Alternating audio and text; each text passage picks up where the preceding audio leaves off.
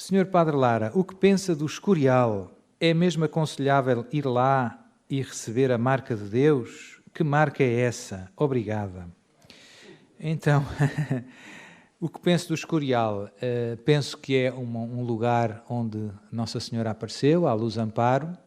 Porquê é que eu penso isso? Porque é que eu acho credíveis as revelações do Escorial? Por vários motivos, né?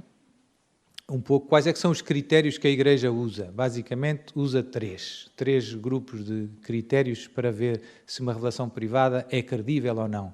Primeiro, olha para o conteúdo da revelação, das mensagens.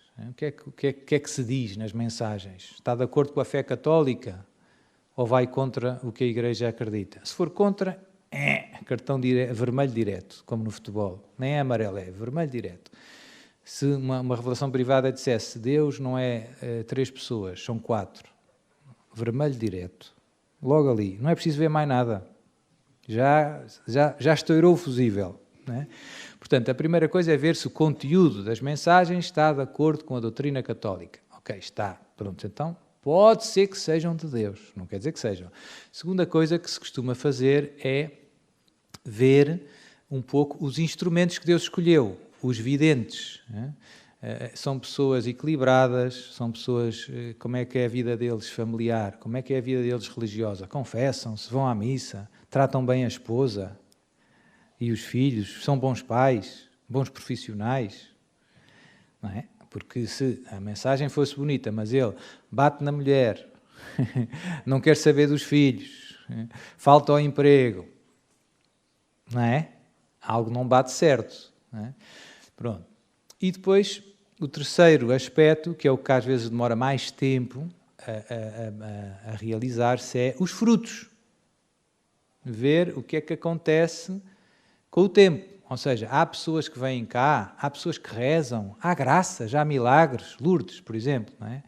As pessoas começaram a ir a Lourdes? Sim, começaram. Começaram a beber a água da fonte? Sim, houve curas? Sim, houve. Não é? Portanto, os frutos, houve ordens de freiras novas que nasceram em Lourdes, houve. E tudo isso ajuda-nos a perceber que isto está aqui o dedo de Deus por trás.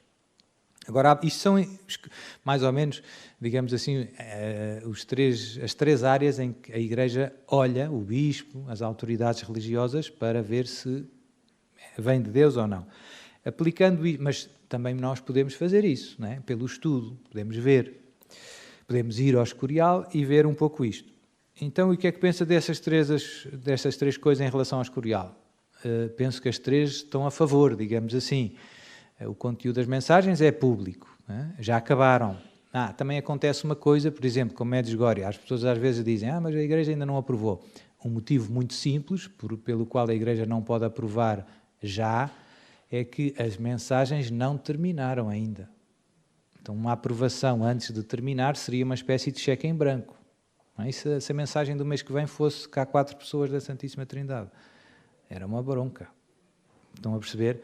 Pronto, obviamente que não é, estou a brincar e a exagerar, mas faz sentido, a Igreja não tem pressa, já temos tudo, já temos os sacramentos todos, já temos a Palavra de Deus toda, já temos, não é que estamos numa urgência se isto não se souber. Não, está tudo bem. E depois, com calma, a gente vai vendo. Pronto, no caso do Escorial já terminaram as aparições. A vidente já morreu. Pronto, portanto, e a vida dela, depois como duraram muitos anos, ela foi conhecida por muitas pessoas, etc, etc. E portanto, temos muita informação sobre a vida dela. E sobre a família dela, etc, etc. E depois os frutos da mensagem também são conhecidos. Alguém que vá lá ao Escorial vê as irmãs reparadoras, as obras delas, os padres que já há, as vocações, etc, etc. O que se reza naquele local, não é? As graças que houve. Eu, há uns anos, eu era mais criança, digamos assim, não sei quantos anos tinha, mas teria, uma coisa do género 15 anos ou menos. Os meus pais foram ao Escorial, eu não fui com eles, era miúdo, mas foram com mais alguns amigos deles e todos que lá estiveram viram o milagre do sol. A minha mãe viu o milagre do sol, O meu pai viu o milagre do sol. Os amigos do meu pai, há uns que nem vão à missa, viram o milagre do sol. Não é boa ideia ver o milagre do sol e não ir à missa. Não é? E é interessante que eles contam todos, podiam estar aqui a contar, que o que cada um viu não foi igual ao que o outro viu. E há muitas pessoas que testemunharam isto, né? E tiveram como 20 minutos a olhar para o sol. Não é possível. Não há explicação humana. E pronto, eu também acredito no meu pai e na minha mãe. Não é? Não tenho motivos para duvidar deles. Portanto, isso é também mais um sinal de credibilidade. Aqui em Fátima houve um milagre do sol grande que toda a gente viu, aqui na zona e tal. Pronto, portanto, eu diria que há vários indícios, na minha opinião, que jogam a favor da credibilidade. A mensagem, o conteúdo das mensagens é bom, a vida da vidente é santa, até, tudo o que se sabe até agora, pelo contrário, é heroica, podíamos dizer, ou ainda mais que santa, não é contrário, houve muitas coisas mesmo de grande virtude, podemos dizer. Os frutos estão à vista, quem quiser vai ver. E o que é que o bispo tem feito? O bispo gradualmente tem dado aprovação. Né? Houve ali uma fase, foram mensagens que sofreram muita perseguição, sobretudo das autoridades civis. Chegou a morrer um dos filhos da vidente, no meio destas confusões, se não estou em erro, não é? Portanto, e ela perdoou, etc. Enfim, mas aconteceram coisas pesadas, digamos assim. E com o passar dos anos as águas têm serenado, o povo não tem parado de lá ir, e o bispo houve uma fase em que proibiu aos padres de lá ir, e depois passou a permitir, e depois de passar a permitir eu fui, já era padre, e depois também começou a permitir que se celebrasse missa nos primeiros sábados, vai muita gente, não é? Depois permitiu que se fizesse a capela, agora já voltou um bocadinho atrás, acho eu, mudou o bispo, não foi? Não foi mesmo? Exato. Foi as autoridades civis. Portanto, não foi o bispo autorizou a capela, mas depois as autoridades civis mandaram abaixo. Pronto, aquilo tem havido ali uma certa telenovela, mas do ponto de vista do reconhecimento eclesiástico, as coisas têm andado sempre cada vez num grau de aprovação maior. E como eu dizia, os bispos olham muito também para os efeitos. Se há uma congregação de irmãs com muitas vocações, com muito trabalho, há muitos padres ali, quer dizer, é o demónio que está por trás disto, não é fácil. É um sinal muito forte que essas pessoas vão, se confessam, se arrependem, mudam de vida. Não é? Há um jovem, um bom amigo meu, que muitos de vocês já conheceram, porque às vezes ia pregar ao retiro de Lamego, etc. A vocação dele, no fundo, a conversão dele foi no Escorial. Era um jovem do mundo, digamos assim, um jovem do mundo, que foi ao Escorial e foi tocado pela graça de Deus, e depois entrou no seminário, viu o milagre do sol também, e portanto, Deus serviu-se daquelas... E viveu 7 anos perto da vidente. 7. É? E, portanto, ele podia estar aqui também a dar o testemunho.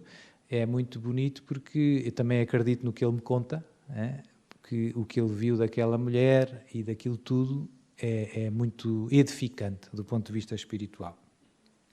O Nossa Senhora lá nas aparições de Escorial, eu não sou um grande estudioso, embora tenha as mensagens, não as li todas, não estou sempre a ver, mas uma das coisas que Nossa Senhora fala lá é de facto do selo de Deus que se recebe indo lá, que é um selo espiritual que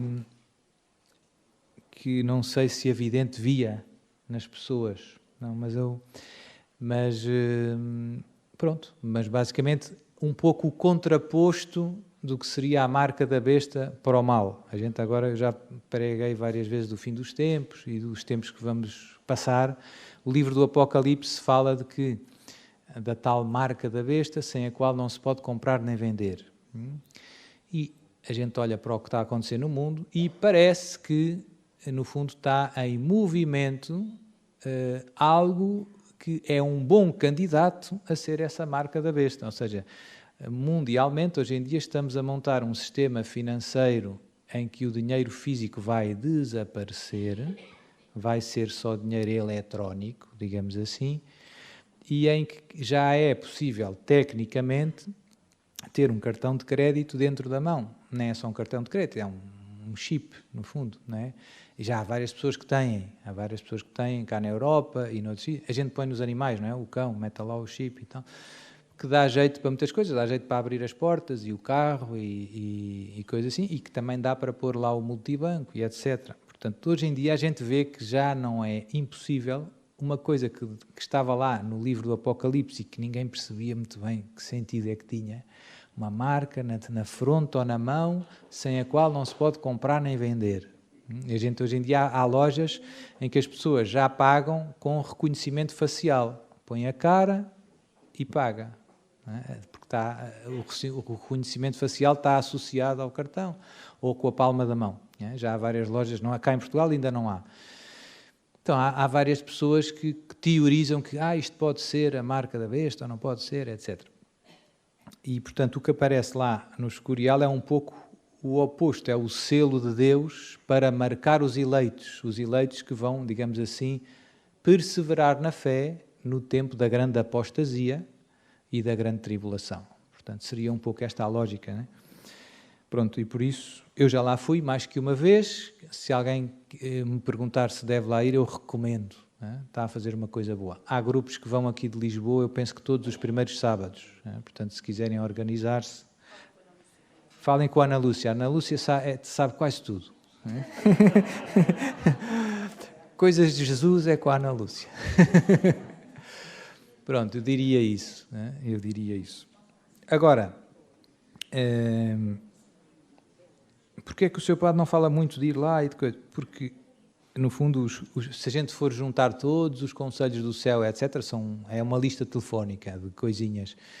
Eu, normalmente, insisto, isto tem a ver com a minha maneira de ser. Eu gosto muito de poucas coisas importantes, né? E, portanto, não gosto de... o escapulário de São José, o escapulário... E gosto, quer dizer, não é que eu não tenha, mas eu não promovo muito, porque senão às tantas... não é que sejam coisas más, mas eu acho que a gente dispersa um pouco o foco, não é? E, portanto, eu acho que não dá, quer dizer, dá, não é? Mas às tantas é uma espécie exato. Não é de amuletos não será, porque eu uso com fé e com devoção, não é? Mas eu acho que a gente perde um bocado o foco, não é preciso... tantas coisas. Deus é simples, digamos assim, não é preciso. É verdade que as aparições são todas diferentes, se a gente ler o Padre, mas também têm coisas muito importantes comuns. Eu dou mais ênfase às coisas comuns.